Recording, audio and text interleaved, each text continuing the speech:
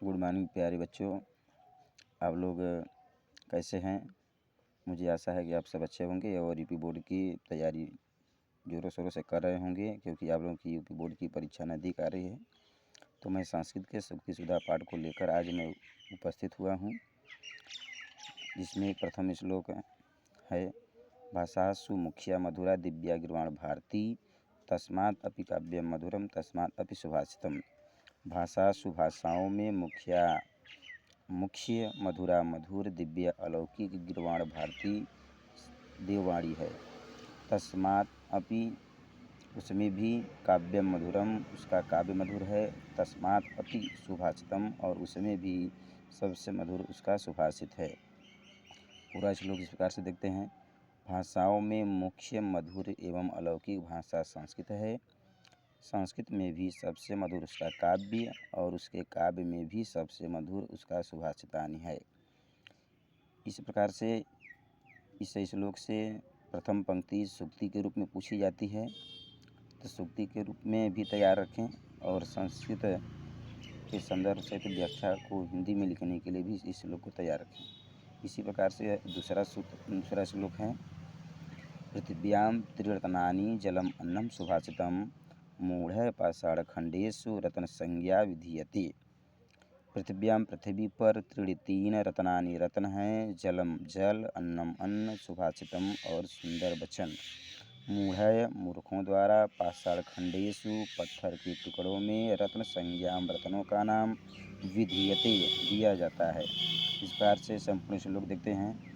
पृथ्वी पर 3 प्रकार के रत्न हैं, अन्न, जल और मधुर वचन, किंतु मूर्खों द्वारा पत्थरों के टुकड़ों में ही रत्नों का नाम दिया जाता है। इस प्रकार से इसमें प्रथम पंक्ति और द्वितीय पंक्ति दोनों सूक्ति के रूप में भी पूछी जाती है। सूक्ति के रूप में भी इस श्लोक को याद रखें। इसी प्रकार से तीसरा श्लोक नंबर है काव्यशास्त्र विनोदेन कालो गच्छति धीमताम व्यसनेन च मूर्खाणाम निद्रया कलहेन वा। काव्यशास्त्र विनोदेन, काव्यशास्त्र के मनोरंजन से, कालो माने समय, गच्छति माने बीतता है, धीमताम माने विद्वानों का समय काव्यशास्त्र के मनोरंजन से बीतता है। व्यसनेन च मूर्खाणाम और मूर्खों का व्यसनेन बुरी आदतों से, निद्रा से, कलहेन व अथवा लड़ाई झगड़े से, कालो गच्छति समय बीतता है। इस प्रकार से संपूर्ण श्लोक देखते हैं। विद्वानों का समय काव्यशास्त्र के मनोरंजन से बीतता है, किंतु मूर्खों का समय बुरी आदतों से, निद्रा से अथवा लड़ाई झगड़े से बीतता है। इसी प्रकार से हम चौथे श्लोक नंबर को देखते हैं। श्लोकः तु श्लोकताम याति, श्लोक तो श्लोकता को प्राप्त करता है। श्लोकता अर्थात महत्व को, याति प्राप्त करता है, यत्र जहाँ तिष्ठन्ति बैठते हैं अर्थात रहते हैं, साधु माने सज्जनगण, तो सज्जनों के बीच श्लोक महत्व को प्राप्त करता है। लकारो लुप्यते, लकार का लोप होता है, यत्र तत्र जहाँ वहाँ, तिष्ठन्ति असाधव दुर्जन लोग स्थित रहते हैं। अर्थात संपूर्ण श्लोक इस प्रकार से देखते हैं। विद्वानों के बीच रखा गया श्लोक महत्व को प्राप्त करता है, किंतु वही श्लोक यदि मूर्खों के बीच में रखी जाए तो उस श्लोक का लुप्त होकर वह शोक में बदल जाता है, अर्थात वह श्लोक हंसी मजाक का विषय बन जाता है। लोग उस श्लोक का उपहास उड़ाने लगते हैं। इसी प्रकार से हम अगले श्लोक को अर्थात 5वें नंबर को देखते हैं। अप्राप्त कालम वचनम बृहस्पति ही अपि अब्रुवन, समय के विपरीत वचन को बृहस्पति अपि भी अब्रुवन बोलते हैं। यहाँ पर संधि विच्छेद हो गया है, बृहस्पति ही अपि अब्रुवन, तो समय के विपरीत यदि वचन बृहस्पति भी बोलते हैं। प्राप्नुयात् प्राप्त करते हैं, बुद्धि की, अज्ञानम अज्ञानता को, अपमानम च और अपमानता को, शाश्वतम सदैव। अर्थात संपूर्ण श्लोक प्रकार से देखते हैं। समय के विपरीत यदि देवताओं के गुरु बृहस्पति भी अपने वचन को बोलते हैं, तो वह भी अपनी बुद्धि की अज्ञानता और अपमानता को ही सदैव प्राप्त करते हैं। इस प्रकार से अगला और 6वां नंबर श्लोक देखते हैं। वाच्यम बोलना चाहिए, श्रद्धा समेतस्य श्रद्धापूर्वक पृच्छतः पूछे जाने पर, च और विशेषतः विशेष रूप से, प्रोक्तम कहा गया, श्रद्धाहीनस्य श्रद्धा से हीन लोगों से अरण्य रुदितो उपमम जंगल में रोए जाने के समान होता है। इस प्रकार से संपूर्ण श्लोक देखते हैं। श्रद्धा पूर्वक विशेष रूप से पूछे जाने पर ही हमें अपने वचन को बोलना चाहिए। श्रद्धा से हीन लोगों से वचन को बोलना वन में रोए जाने के समान होता है। इसी प्रकार से हम 7वें नंबर श्लोक को देखते हैं। वसुमति पतिना पृथ्वी के राजा नु सरस्वती विद्या को बलवता बलवान रिपुरा शत्रु द्वारा न चनियते और नहीं ग्रहण की जा सकती है। पृथ्वी के राजा और बलवान शत्रु द्वारा विद्या ग्रहण नहीं की जा सकती है। सम विभाग हरण समान भागीदारी रखने वाला न विभजते विभाजित नहीं कर सकता है। विभुत बोध बोध है अपि सिद्धते अत्यधिक ज्ञान प्राप्त करने की इच्छुक लोगों द्वारा ही विद्या सेवित होती हैं। अर्थात इस प्रकार से संपूर्ण श्लोक देखते हैं। पृथ्वी के राजा और बलशाली शत्रु द्वारा स्वतः विद्या प्राप्त नहीं की जा सकती। समान भागीदारी रखने वाला भाई भी विद्या को बांट नहीं सकता है।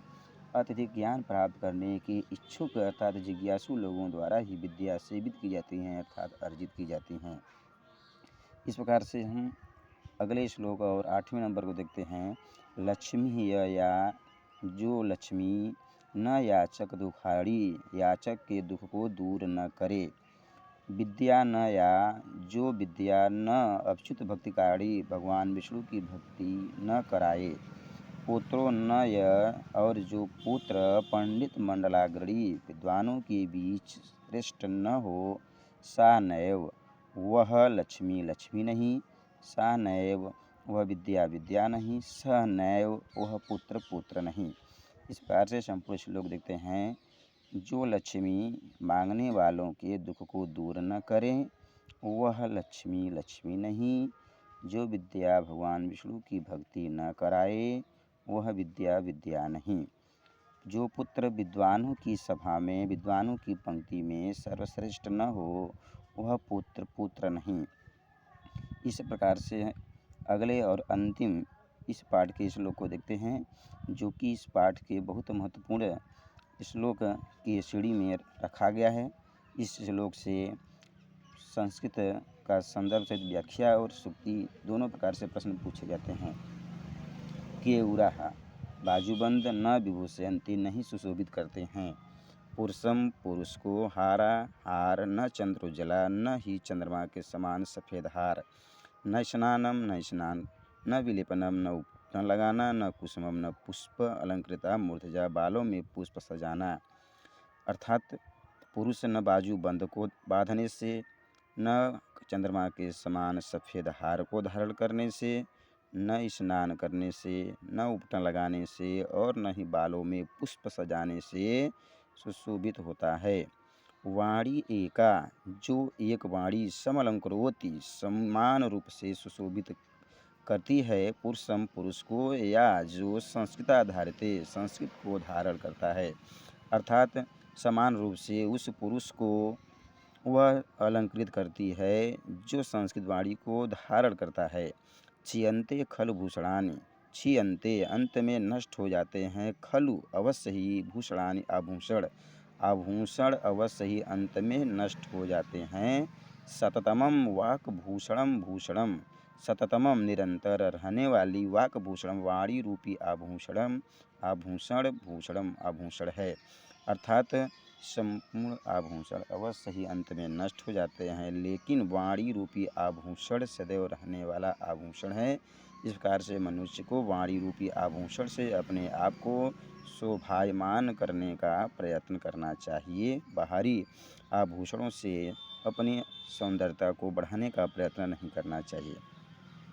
इस प्रकार से आप और अच्छे पाठों को अध्ययन करने के लिए हमारे चैनल कुंदन शास्त्री 07 को सब्सक्राइब करें, कमेंट करें और बेल आइकन को दबाना ना भूलें